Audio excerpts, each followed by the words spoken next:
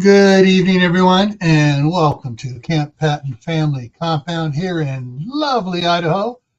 Well, we had snow this morning, but it has stopped this afternoon.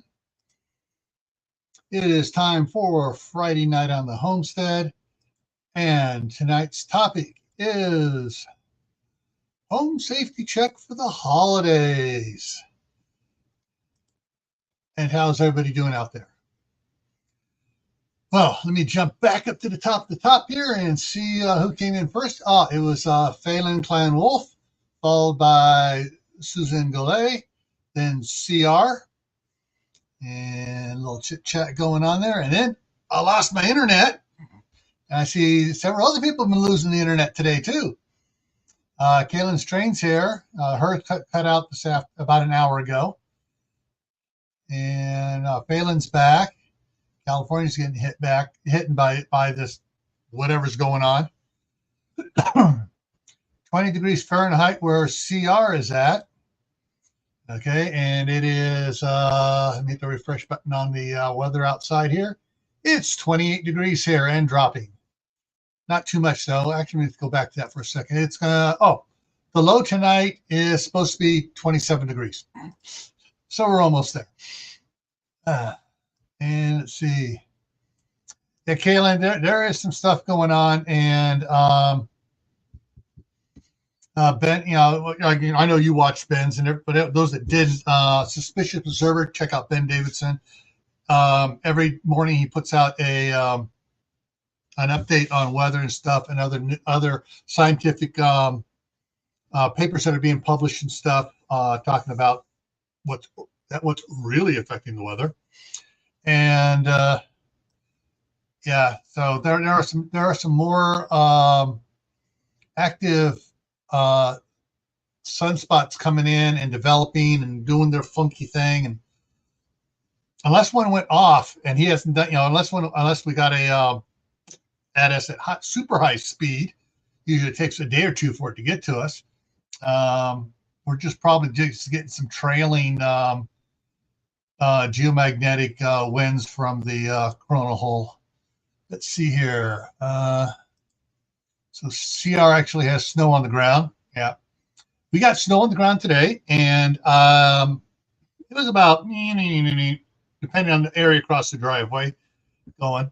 And so I got the snowblower out there, and some of the areas it had started to melt just because the way the sun was going across and stuff, and that slushy stuff. When it flew over just fine. As soon as it hit the next spot, halfway across the driveway, oh man, it became nasty stuff. Came like pancake batter. But I got the driveway all cleared off. Let's see. Next one is Brenda at Duncan 1900 Homestead came in, and and let's see. Moon over Miami's here. Everybody's talking. Oh, it's CB at Hugo Homestead.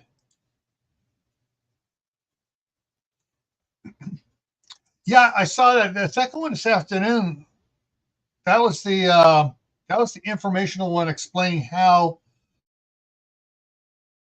our solar flares were coming off of sunspots and the CMEs, and how a lot of the news gets the label stuff wrong. My internet has been blipping on and off for weeks. Just goes off long enough to lose whatever you're working on. That's why I don't work on the internet.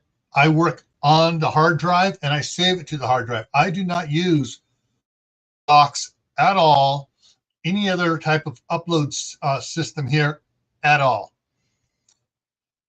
When I worked, ours was lovely. When we lost information, as soon as we lost connectivity, the computers, even though you're working online, the computers a temporary file, and so it would automatically save that file. That was something that DHS had put in place. And then whatever I was working on online, when we lost connectivity, it automatically saved what I was working on there. That was on the the Homeland Data Network. Let's see what else we got here, and down to the bottom. So I got everybody there. So let me throw this up here.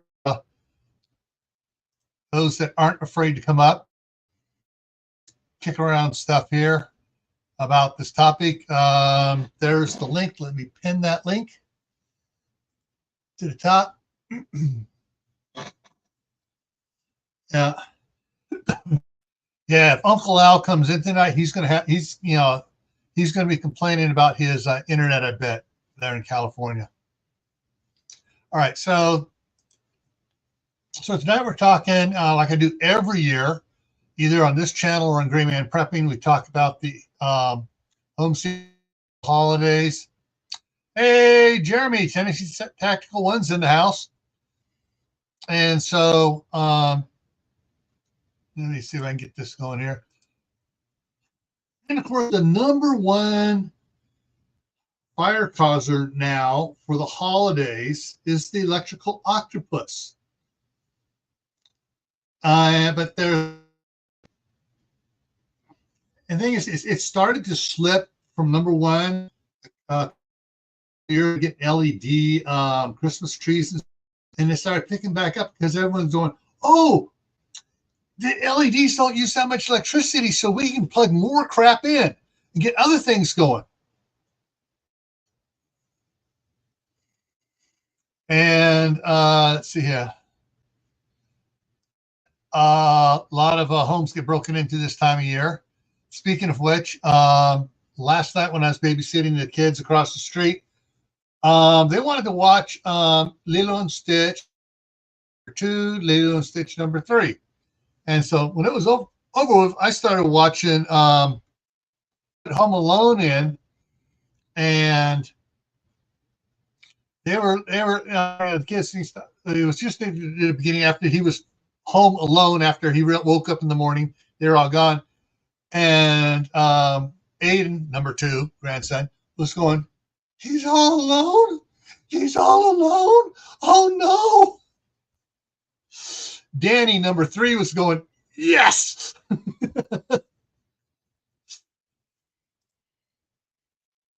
The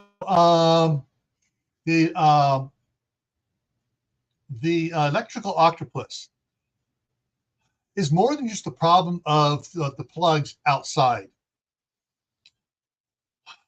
I've discovered up here that the electrical codes years ago were diddly squat, and they just started all new constructions. They're not making anybody do retrofitting unless you're doing a remodel.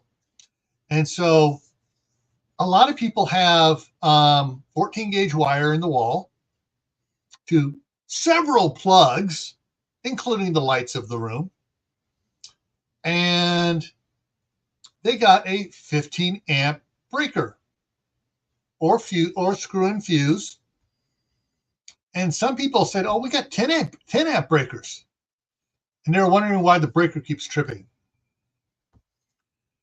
Because they have, I mean, basically it's a lot like, all right, in the house I'm in here, built in 95, they got 20 amp breakers, but they got 2 or 3 rooms on a breaker, including all the plugs and the lights. Totally, you know, and then the outside, the exterior plugs are connected to the electrical. The exterior receptacles are connected to the interior receptacles. And so since the exteriors should be all on a special GFIC circuit breaker, they are not. They're tied into the regular ones. So I just found that out a couple days ago. And so this spring, one of the first projects is to disconnect the actually I may not disconnect them, but I'm going to label them, you know, last used plug type thing, and I'm going to run some new ones out on their own circuit, with especially the ones that go to the heat tape to put number 10 wire out there on a 30 amp breaker for each plug. Because then once that's in, then I can put Christmas tree lights on outside and everything will be safe. So, yeah, I mean, I found that out in the master bathroom. I go over to turn on, well, I just turned on about a couple hours earlier. I turned on the heat tape out there, including the new section I added out there for the drain pipe. And I go, why is the light switch in the master bath hot? Well, there's a master bath light switch and a plug receptacle right there. Well, on the other side of the wall on the outside is a plug outside, and it's wired into the same circuit. So, yeah. So the electrical octopus is not everything on this side of the wall. It can be problems on the inside of the wall as well. So be careful what you're running on. Check to see what your outlets are, what size breakers they're wired into. And if you're really handy about that, hey, Oliver Wendell, how's it going? And Kimberly Gila.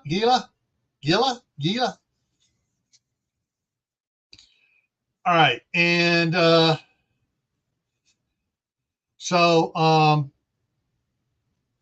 yeah, check. You know, if you're good with plugs and stuff, the easiest way to find out what circuits. Let me go ahead and change this around just a little bit here. Go this way. So one way to find out what these plugs here are on, you can just put a little night light in there, or plug a couple night lights in different around, and start. And have people, if you have someone there with you, if you're by yourself, it takes a little bit longer. Hey, Tibor. And then you turn off a breaker, and you go around and see, okay, that turned off these plugs, and you go and you find out which plug, how many plugs are on that particular breaker, which lights are on that breaker, and then make detailed notes and stuff, and go through all your breakers to find out how many outlets you have on a breaker, and where those outlets are. And hopefully you don't have all the outlets in the kitchen on one breaker. That when you got trying to do a toaster, a microwave, a mixer, a Instapot, you start plugging several things in, and all of a sudden it's going to go on you. But what you can do is after you have figured out what's all on it, and if you need to, if you for safety's sake, you're wondering, oh gee, all the outlets in my kitchen are on one breaker. Pop the cover off, loosen up the screws, carefully pull it out, and check the gauge of the wire. If it's 12 gauge, you should be okay. If it's 14 gauge and it's in the kitchen and all the outlets are on that, I would get a little worried about that. Okay, we rewired an old house when we bought it.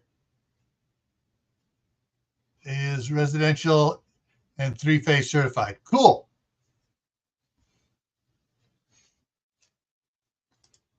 Yeah, for the house across the street, they got a couple plugs in the kitchen.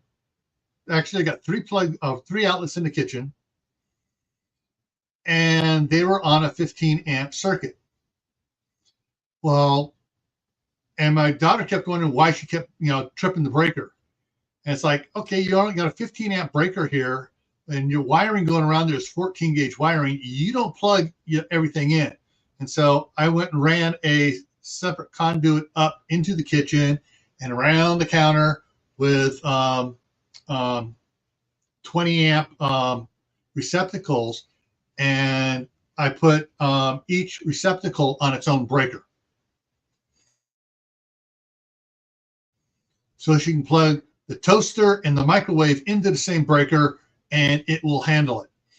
And I use 12 gauge wire going up there for it. And so I rewired the kitchen over there. Well, the second one, because we're planning on getting the whole thing out. So this is just, it looks kind of tacky, but it comes up the side and goes around.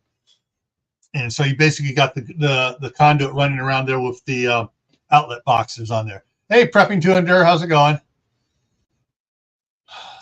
And yeah, so what I took care of that over here. Here, it's going to be it would be a little bit more difficult of a problem. But when we redo the kitchen here, that's one of the things we will be doing is we pull all the cabinets out. I will run more wire down underneath and up over into the breaker box and put in a couple more dedicated appliance outlets for, you know, the microwave and crock pot and all the other stuff going on, you know, break it up a bit so we have, you know, twice as many outlets. And where I can, I will break the other outlets off from, you know, from the main line and hook them up to their own stuff and do a lot better work on it in there. Also on the island in the middle, we will have 2 or 3 separated outlets on there to do stuff on. But yeah, you got your Christmas tree set up and you got the electrical octopus here going on. Power strips. Power strips, they have all the cheap ones out there. I'm just gonna get this $8 power strip. Problem is it doesn't have a circuit breaker on it. When we used to get the circuit breakers, all of them used to circuit breakers. We used to get the outlets, they all had a 15 amp circuit breaker on there. So it would trip, you know, if you plug too much stuff into the power strip. Problem was if you had 2 or 3 power strips plugged into the outlet, then you had another problem altogether there. So that's one of the things, that's one of the main things you got to worry about there. Hey, Aiden here, how's it going?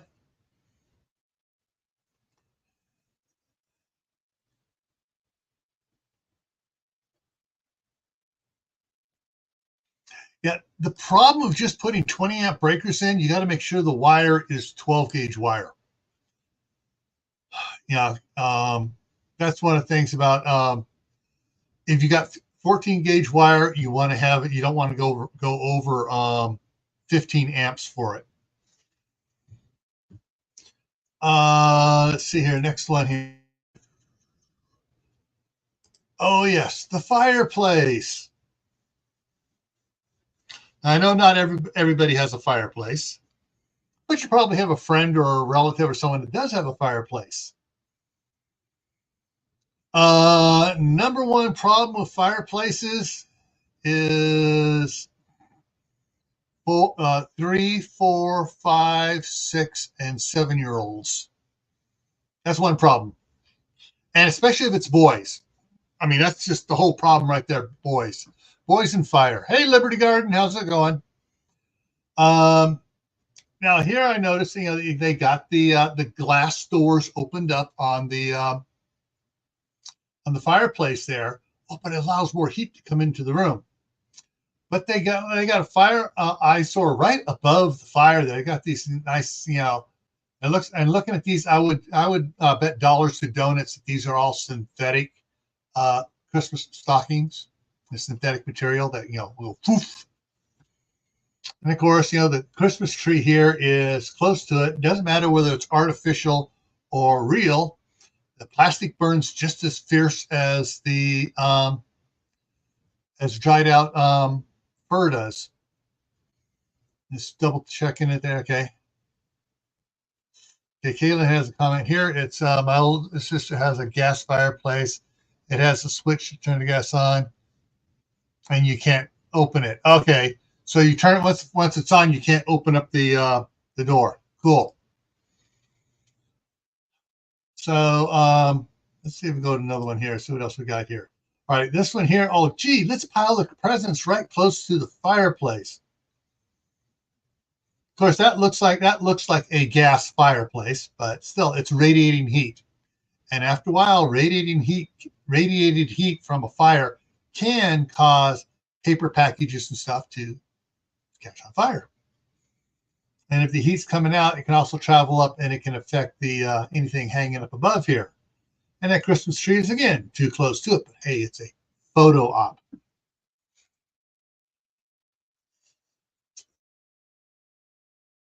there and you're cooking a turkey, you're going to do a turkey for Thanksgiving, well, it's already gone, or a turkey for Christmas, and you're deep frying it, make sure the turkey is fully defrosted, a day before it's fully defrosted. It doesn't have to be, oh, we just fully defrosted it, now we can drop it in. No, it can sit in the fridge for an extra 24 or 48 hours fully defrosted. So, don't play around with turkey fryers, especially inside the garage. They need to be outside, more than 20 feet away from the house.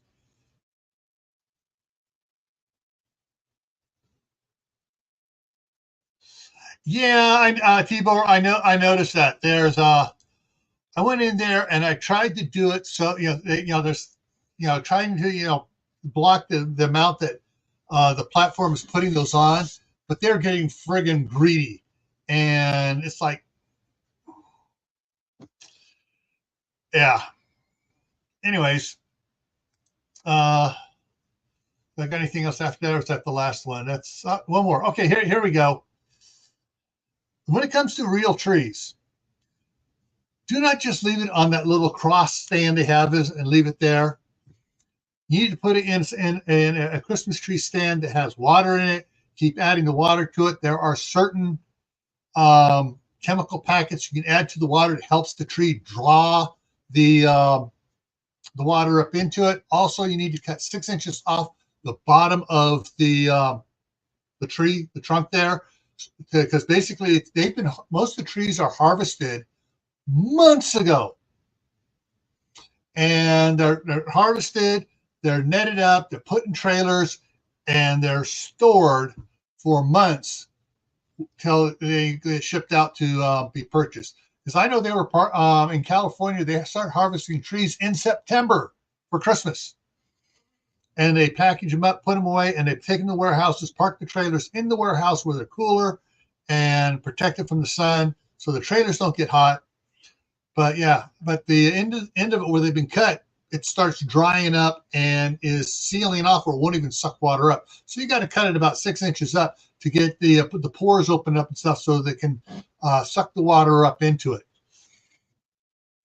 Now, what this is these are simultaneous timers. See the timers reset. They only got running about 3 seconds on these timers here, because it sets back to about 16 seconds there, and it runs up to just about 20 seconds or 19 and a half seconds.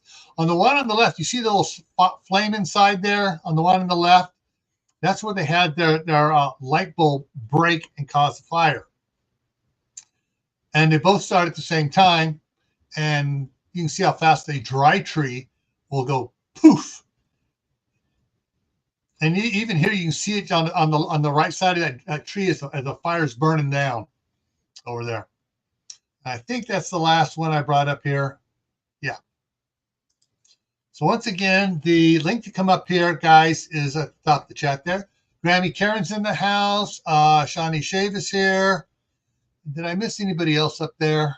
I think I've caught everybody as they came in. So other things for safety check on the house. Fire extinguishers. If you don't have fire extinguishers, you should have at least 2 fire extinguishers. You should have one in the kitchen, away from where the stove is at. You don't want to have it near the stove, because if the stove fire gets there and the flame goes and you can't get to that fire extinguisher, you want the fire extinguisher on the other side of the room so you can get to it and you can come back at the fire properly.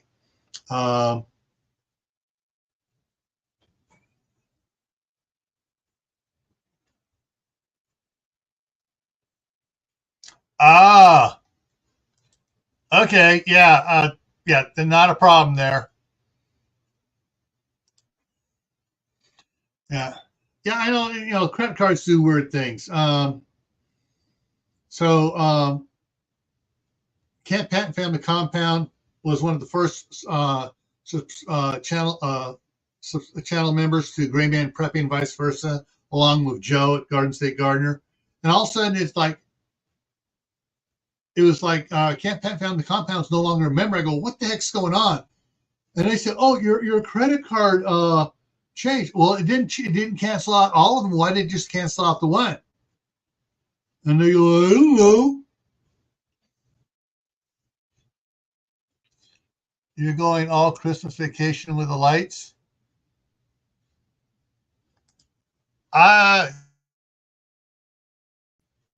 Christmas vacation with the lights. I'm not sure what you're talking about there, Tibor, but I'm not putting any Christmas lights up this year. It's just, I don't have I want to have everything set up so I can for exterior lights on properly circuited and outlets with GFICs on it. Hey, Northern Girl Hobbies. So it has proper circuits and outlets are set up with the GFICs and all the other stuff. So it's everything's good and safe out there. One of the let's see. So fire extinguisher. You want to have a fire extinguisher for the kitchen, and you want to have another one on near the other end of the house from the kitchen as well. If you can afford it, put a couple more around just to have them around. One in the laundry room, one in the master bedroom, one in the hallway. You just want to have them on. And while you're placing these fire extinguishers around, get some combination smoke and carbon monoxide detectors and put those around too.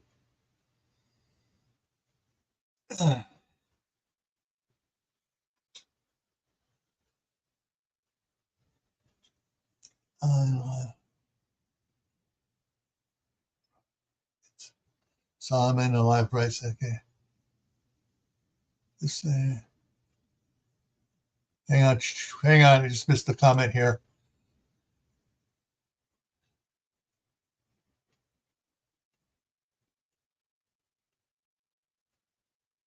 Yeah. One of the things that a lot of people have a bad habit of, oh, we're going on vacation. It's supposed to be down into the 40s. We're going to turn the furnace off.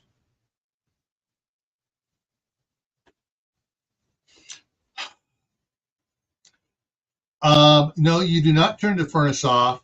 You turn the temperature down to the low setting on the thermostat before it turns off, and generally that's 55 degrees for the heat. So if it gets below 55, it comes on. And if you have plumbing in exterior walls and you're turning the temperature down, you better open up the cabinet doors under the sinks and stuff so the heat that is in the house gets in there to warm up the area as well.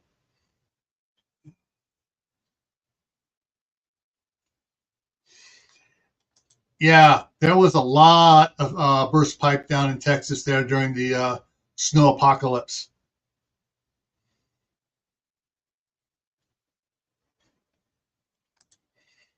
Good. 35. Okay, yeah.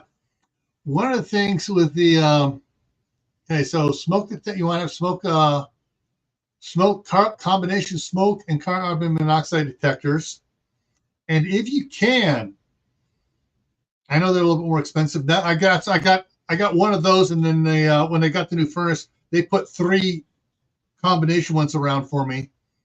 But I have one that plugs in, and it has a capacitor in there that'll run for 72 hours if the power goes out. So it's a capacitor, not a battery, so it goes forever. So Lori's in the house. Woo! What was it? It's minus 12 degrees centigrade where Lori is.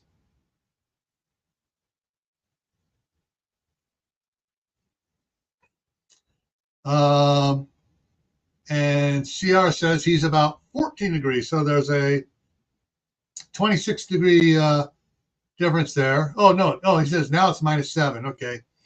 Now it's minus 7. All right. Fire blankets. Good. Thank you. Now, about fire blankets. I've been seeing a lot of these ads on YouTube here for where someone's all of a sudden their toaster's on fire there, and or the range is on fire, and they go, or the barbecue one is one that really gets me. But they got, all these are throwing this blanket, this fire blanket over it. Well, if it's a barbecue outside and it catches on fire and the hood is there,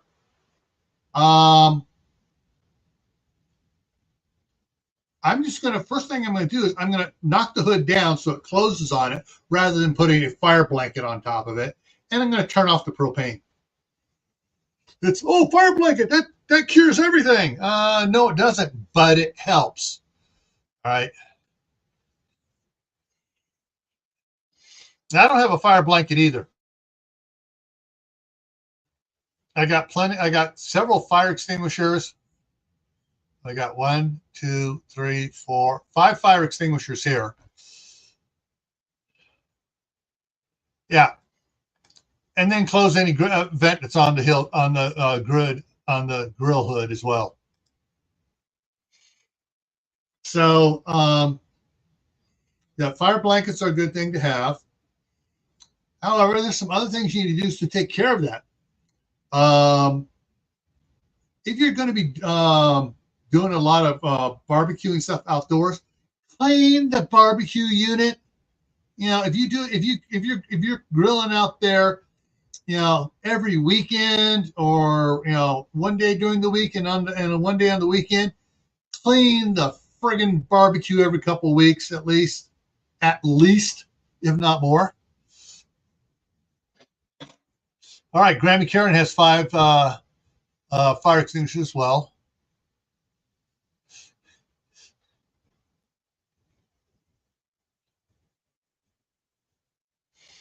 A fire blanket is sort of like it's carbon felt. It's what welders use it as well too. And plumbers, when they're soldering pipes, they put it behind it as they're soldering on the pipe here in front, and they're using the torch on it so it doesn't burn the wall and stuff. Fire blankets are, original fire blankets. The first ones were wool blankets, and then they started doing stuff. I'm not sure what the new ones are all made out of, but other than carbon fiber, which is not carbon felt, rather. It doesn't burn very well at all.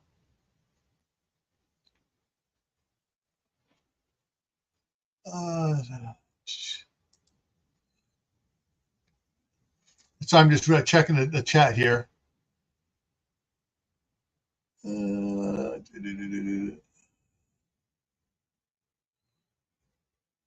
Let's see. Yeah, there's fire safety. More on fire safety. So the grill above the hood, above the stove. If you're planning on doing a lot extra cooking and stuff and big meals and having multiple things going, clean it. Pop out the vent, the grease trap vent. Catches all it's supposed to catch all the grease that comes up there before it goes up the flue, the exhaust pipe from the fan. Change that out. Throw it away. You can just soak it in a bucket of 409 or Mr. Clean or something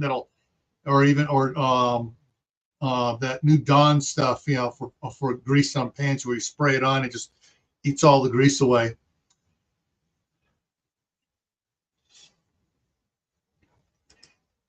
Yeah, Tibor, turkey fryers. Yeah. There you go. There's the turkey fryer fire. And it's just, and the thing is, they burn it too close to their houses. And they go, it's cold out there. I'm just going to open the garage door and I'm just going to cook it just outside the garage door so I can step back inside the garage and stay warm. The next thing you know, they bring out their partially thawed turkey, drop it into the hot oil where the ice crystals still inside the turkey and stuff are flashed into steam and blow all the oil out.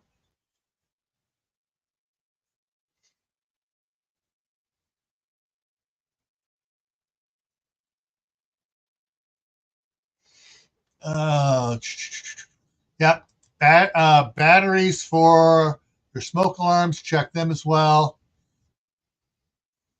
Exactly. Dryer vents, clog them up.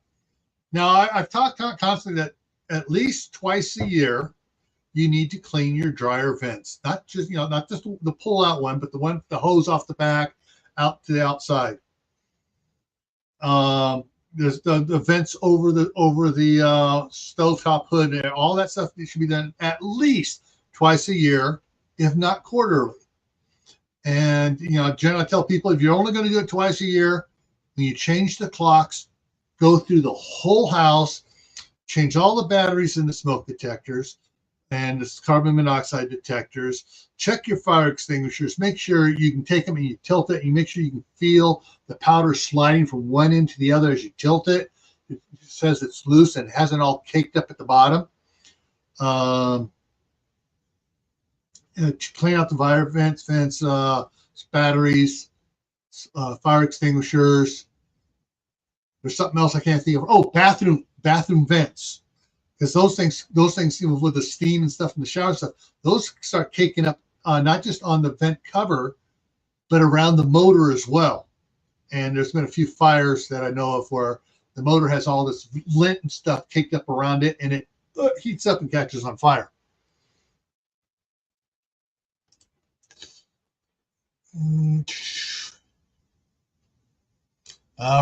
Reading here.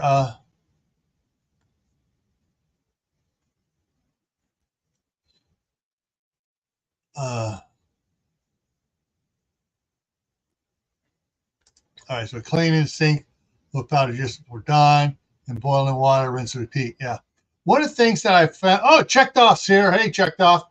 One of the things that I've learned from my step grandfather, who had a catering company, when they cleaned their hoods, they put all the things in the kitchen there, they pull them all down on a Saturday usually, and they had some 55-gallon barrels, and they, would put all the things in there, and they would pour janitor in the drum or 409 over it straight, and then they would pour the boiling water in on top of it.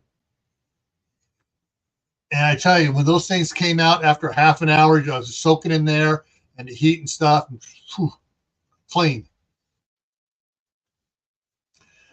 All right.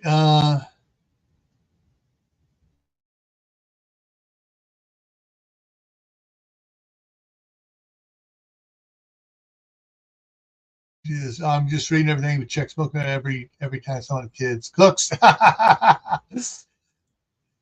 on. This doesn't want to. Why is it not putting that one up there? Huh. Interesting. The systems. Uh-oh. There it goes. Now it's coming up. Yeah. Oh. Yeah. The vents or the flappers from the dryer thing keeps the rodents out too.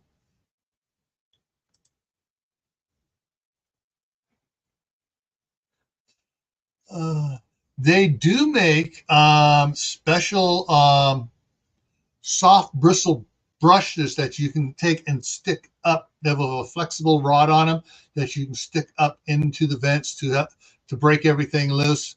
And if you have a shop vac on the other end, and as you're doing it, just sucks all everything right on out.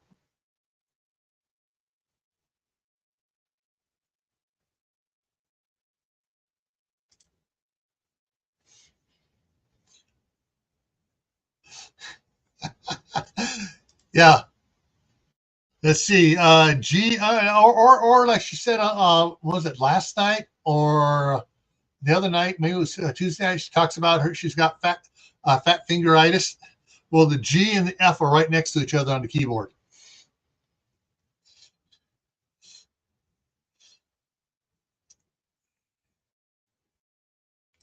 That's the other thing too. Time to go over your fire plan with your family. Which way, where's everybody supposed to meet at outside the house? Is it at the tree in the middle of the front yard? Is it out by the mailbox? Where is the point everyone is supposed to meet at? And run a drill.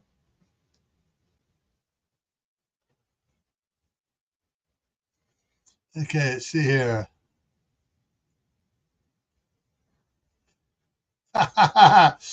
Oh, yeah, and Lori's stealing all of CR's matches, lighters, fire starters.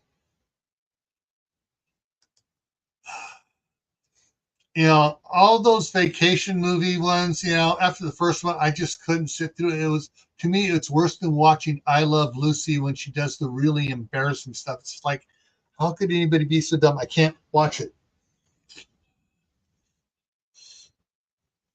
Oh, yes. Cats and lamp cord wires and stuff. My wife got two white cats shortly after we got married, and I had a speaker system all set up and everything around, and in the living room and everything. And the cats would climb up on top of the china cabinet and get behind the speakers and chew on the speaker wires. Well, after they chewed up the speaker wires, then they started chewing on the the wires for the lights in the china cabinet, which were up on top as well, which were built into it and exposed on top there. That's your regular lamp cord wire, and they'd be chewing on that. Of course, there's no power to those because the switch was turned off before it got up there. But it was like, cats love to chew on wires. And I found out one of the reasons why. Same reason why mice and rats like to chew on wire. When they're making the wire, the process of running the wire, the plastic and the wire through the machine and stuff, they have to lubricate it. And they use peanut oil to lubricate the system. And so the plastic has this residue of peanut oil on it, in it, the smell of it. So it smells like peanuts, and animals go, "Ooh, food!" No. So yeah, yeah, yeah. All emergencies, lightning strikes, flooding. You know, a box of a container of Legos being dumped down the stairs. You got to prepare for all emergencies.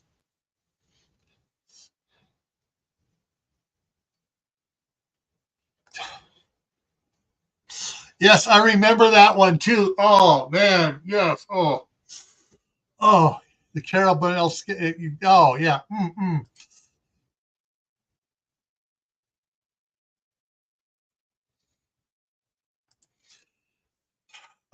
If you don't have mice in the house, you shouldn't have to worry about mice in the walls. If you got mice running around, you could have that problem. Um, Generally, it's older houses, pre 70s. I'm going to just to throw a date out there approximately, where you have extra holes in the stuff where as upgrades have been done to the house, older houses and stuff.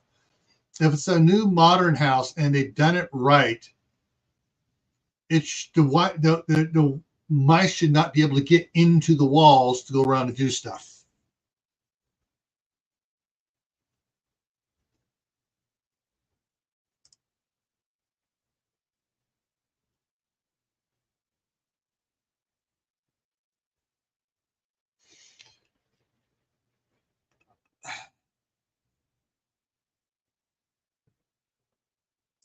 Oh, so the ad took you back to the beginning of the live stream. Gotta love you know, the platform.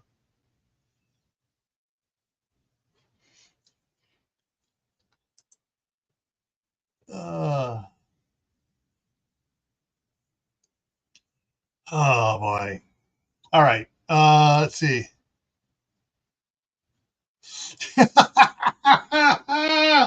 Now you know why I call them demon rats. Professional politicians are demon rats.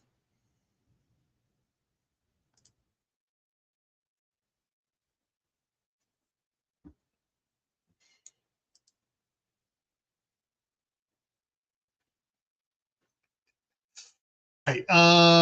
Let's see. There's some what were the other things I'm thinking about? I had some notes written out, and I had it in the living room over there where I was working on stuff.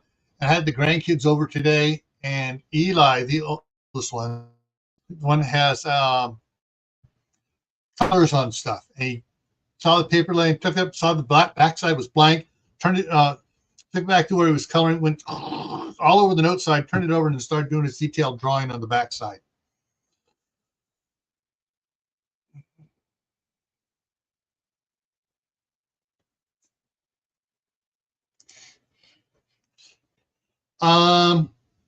Interesting you should say this. My parents set ground rules for us kids about the amount of candy we had.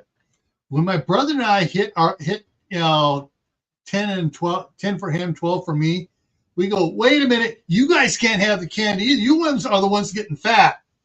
Woo! But point was taken. It was like, everybody was on limited candy, rules there. So come on, there it goes. Okay.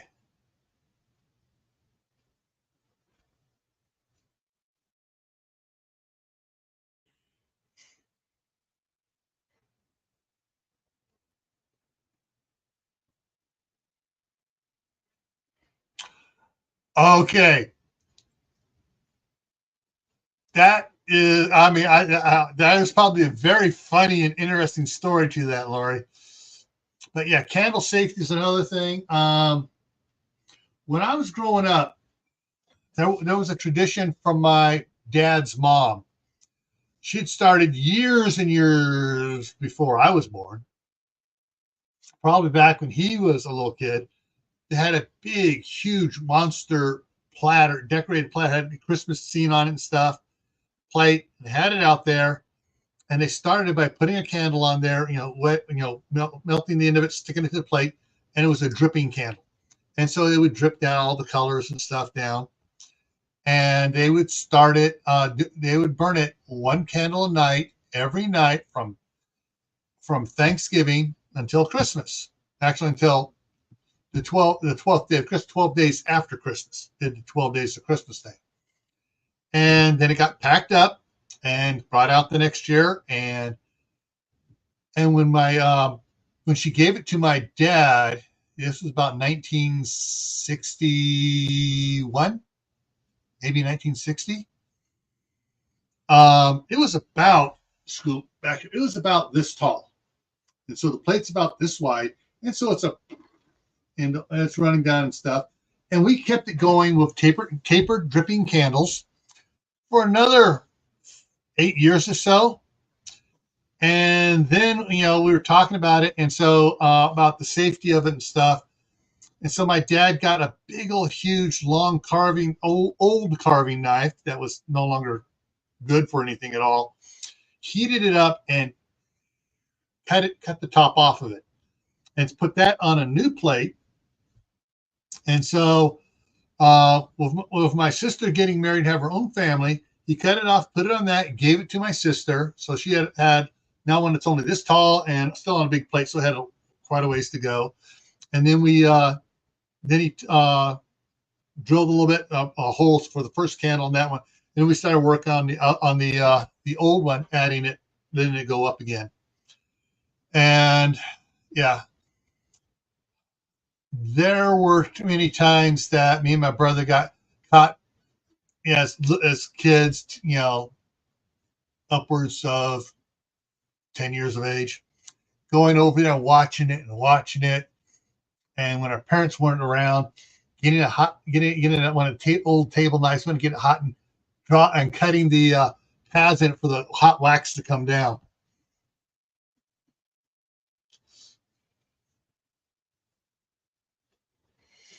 But yeah, if you're gonna be putting out, since I got married, we did that candle for about 3 years, 4 years after I got married. And then we decided, okay, fire safety, no, we'll put it out there and we will just do one short candle on it on Christmas Eve.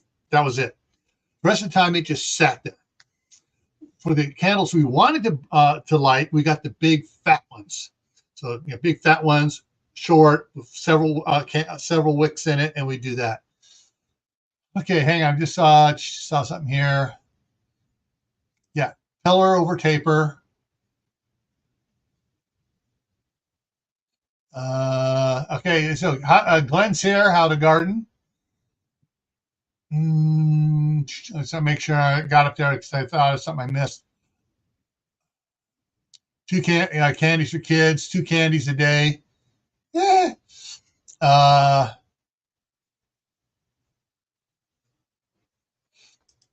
yes, we had the one with the little candles. You have like 6 candles. You light it, and the heat comes up, and there's a little thing on it. Makes the merry-go-round go on it, and it makes little ding ding ding bell things and chimes. Yes.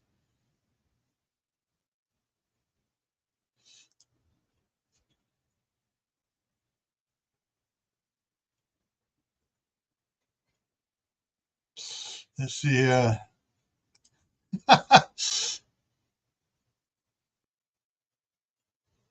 Didn't work. Let's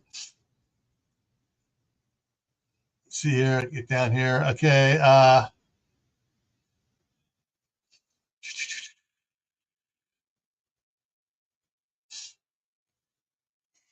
So let's see. What other things? So we talked candles. We talked that. Oh, extension cords. We talked about the electrical octopus, but the cords you're running around to stuff. Do not run cords under a carpet. Do not run cords in front of the hearth of the fireplace to get to other stuff. Um, you got to make sure that cord, any lamp cords, small extension cords, and such are taken care of and are monitored so that kids don't play with them and cats and dogs don't chew on them. All right. Yeah.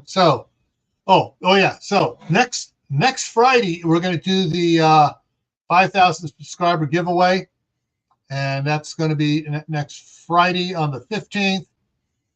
And I'm going to be doing at least five. I'm scratch that. Clear my Ubu here. Doing at least 10 $5 Amazon gift cards. Must be in the chat to win.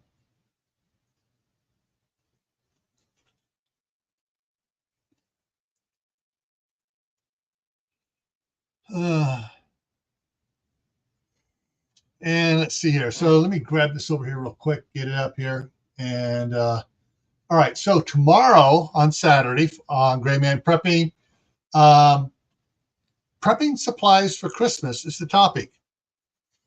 And so we'll talk about different types of presents you can get, prepping presents you can give, especially to those family members that prepping is weird. Well, you give them certain cool prepping supplies to go, oh, this is cool, this is cool. And then after they say it's all cool, you say, oh, by the way, that's a prepping supply.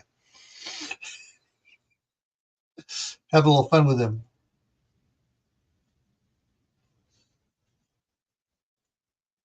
Yeah. Let's see. So Saturday is prepping supplies for Christmas. Monday, back here on Camppatton Family Compound, is going to be the for Monday Night Fireside Chat, soup mixes, dry canning jar, vacuum sealed bags, and talk about different ways of doing soup mixes for not only for you to store and keep, but to give away as presents as well. Tuesday, Tactical Tuesday, the 12th, we'll be giving away we're announcing the winners for the $50 food challenge over on Gray Man Prepping. And it looks like we have 3 people that entered. I thought there was a 4th one, but I told someone said, oh, I did one. I said, well, make sure you put in the hashtag in there on it and send me the link. And they never sent me the link. So I can't remember who said they did one. I haven't seen it. I can't find it anywhere. They didn't put the hashtag link in there for that. So we got 3. And so Joe and I are going to decide what order the 3 win, first, second, and third. All right.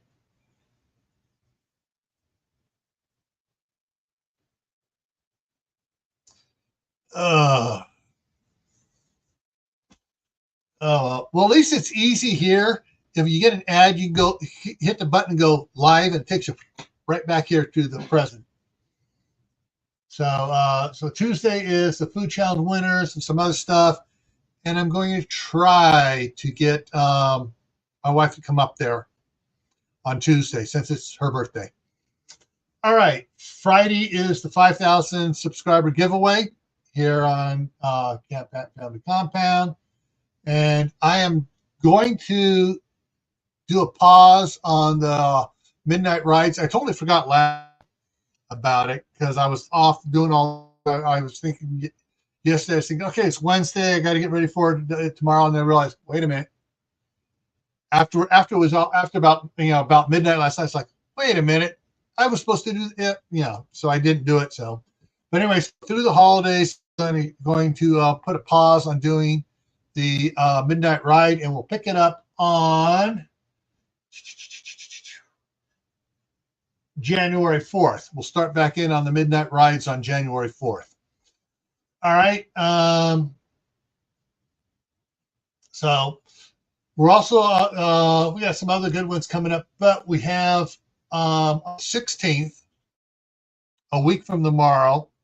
Dr. Paul is going to be back. Dr. Ron's going to be back. I'm going to try to get Doc Bones and Nurse Amy to come in too. I'm going to try that. I'm going to talk to them about it. The topic is your pantry, the keystone of survival and health. So we're going to that's going to be topic for a week from tomorrow.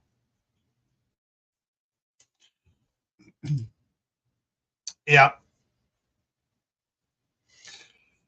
All righty, so that's what's coming up here. I want to thank everybody for coming in, all the contributing factors there and comments on safety for the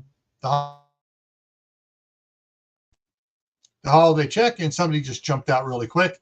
Yeah.